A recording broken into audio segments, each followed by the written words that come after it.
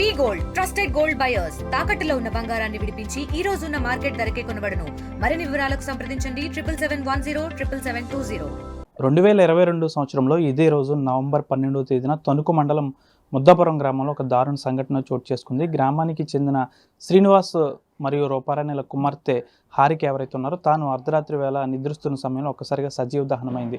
అయితే ప్రస్తుతం ఆ కేసుకు సంబంధించి ఇప్పుడు కీలక విషయాలు అంటే ఇదే రోజు 3 ఏళ్ల తర్వాత ఇదే రోజు నవంబర్ 12న కొన్ని కీలక విషయాలు ఫోరెన్సిక్ రిపోర్ట్లో వెలుగులోకి వచ్చాయి. తనను తల పగలగొట్టి పెట్రోల్ పోసి అంటించారనే ఒక విషయాలు బయటకు వచ్చాయి. అయితే అప్పట్లోనే ఎవరైతే హారిక అమ్మమ్మ తాతయ్య ఉన్నారో వీరు సత్యనారాయణ పార్వతులు అప్పట్లోనే వీరు కొంతమందిపై అనుమానం వ్యక్తం చేశారు. అయితే దానిని పక్కన పెట్టి కొన్నాళ్ళు పోలీసులు అయితే చేతులు దులుపుకున్నారు. ప్రస్తుతం ఈ ఫోరెన్సిక్ రిపోర్ట్కి సంబంధించి కీలక విషయాలు వెలుగులోకి వచ్చాయి. హారికకు సంబంధించి తలను పగలగొట్టి తనను మంటల్లో కాల్చి సజీవ దహనం చేసినట్లయితే ఫోరెన్సిక్ రిపోర్ట్ అయితే వచ్చింది. ప్రస్తుతం అమ్మమ్మ తాతయ్య ఉన్నారు. గతంలోనే వీరు ఆరోపించారు కూడా. దానికి సంబంధించి వీరిని తెలుసుకుందాం. గతంలో మీరు మీ మనవరాలు చనిపోవడంతో కొన్ని ఆరోపణలు చేశారు.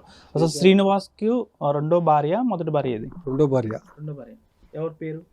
రూపారాణి. అంటే మొదటి భార్య మీ కూతురు. ఆవిడ ఎలా చనిపోయింది? ఆవిడ ఈయన శ్రీనివాసే. చిన్నపిల్ల ఉందని నేను పిల్ల అయిపోతుంది కదా అని పిల్ల మనకి ఎత్తాడన్న ఉద్దేశంతో మేము కేసు పెట్టలేదు. దాని కారణంగా అది అలసి తీసుకుని మా అతి మీద డావా వేసి మొత్తం మీద కేసు మాఫీ చేస్తాక చూసారు. ఇది డబ్బులు రెండో పెళ్లి చేసుకున్న తర్వాత రూపారాణి ఇద్దరు కలిపి చేశారు. 3 ఏళ్ల తర్వాత ఇదే రోజు కీలక విషయాలు వెలుగులోకి వచ్చాయి. ఆమెను పెట్రోల్ పోసి సజీవ దహనం చేశారండి. మీరు అప్పట్లోనే వారి ఇద్దరిపైన అనుమానం వ్యక్తం చేశారు. పెడితే అదేం మనకేం ముందుకు రానివ్వలేదు. పోలీసు వారిని నొక్కేశారు. కార్మూర్ నాగేశ్వరరావు నొక్కేసి వైసీపీ పార్టీ ముందరకు రానివ్వలేదు.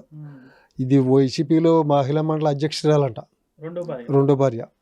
దాని గురించి దాని మాటే చనమణయింది. అంటే వ్యసనాలకు మీ అల్లుడు వ్యసనాలకు బానిస అవడంతో మీ కుమార్తె ఆమెను అతను కోడి పందాలు పేకాట్లు ఇలాంటి వాటికి అలవాటు పడిపోయి ఏమంటే మనకి ఇవ్వలేదు. ఇవ్వకుండా మా ఆతి మీద కూడా డావా వేసాడు. ఆ యాతి వచ్చేద్దని ఈ పిల్ల ఆతి కోసం. మనవరాలు హారిక ఎప్పుడు మీతో మాట్లాడలేదు? ఇక్కడికి వచ్చేది మాట్లాడలేదు. మాకు మాట్లాడలేదు అసలు.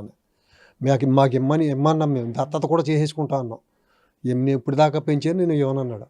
మీరు అప్పట్లోనే వీరిద్దరిపై కూడా అనుమానంగా చెప్పారు. ఆయన పోలీసులు అప్పుడు పట్టించుకోలేదు. పోలీసు వారు పట్టించుకోలేదు అసలు.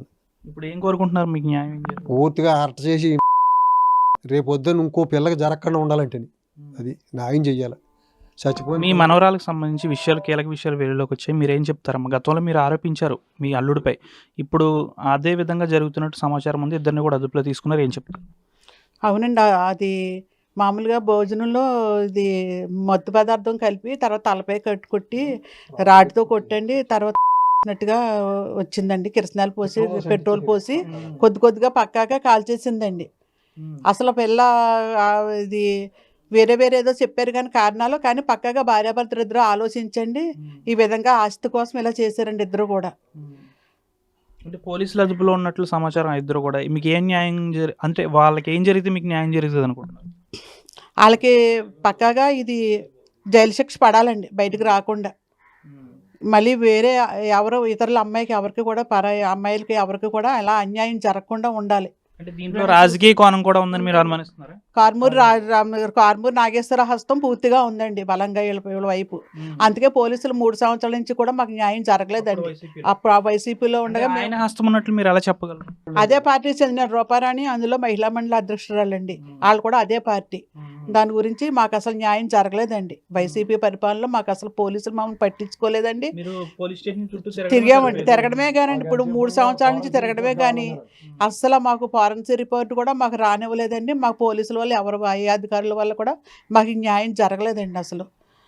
కానీ ఇప్పుడు హైకోర్టు నుంచి ఆదేశాలు రావడం వల్ల మాకు ఇప్పుడు పోలీసులు కదిలింపబడి ఇప్పుడు కొంచెం ఇప్పుడు మాకు న్యాయం జరగాలని కోరుకుంటున్నానండి అధికారుల ద్వారా.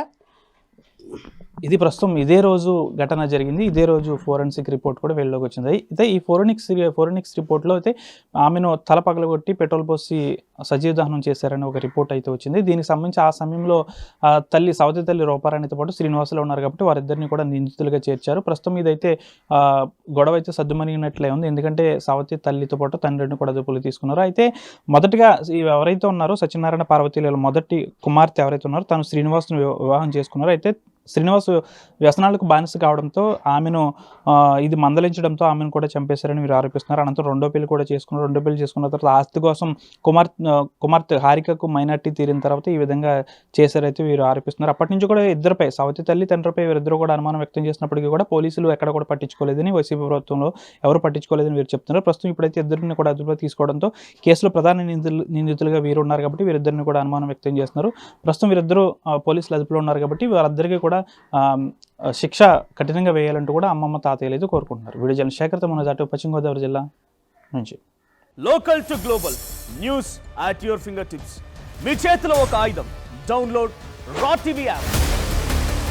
Media legend Ravi Prakash is back.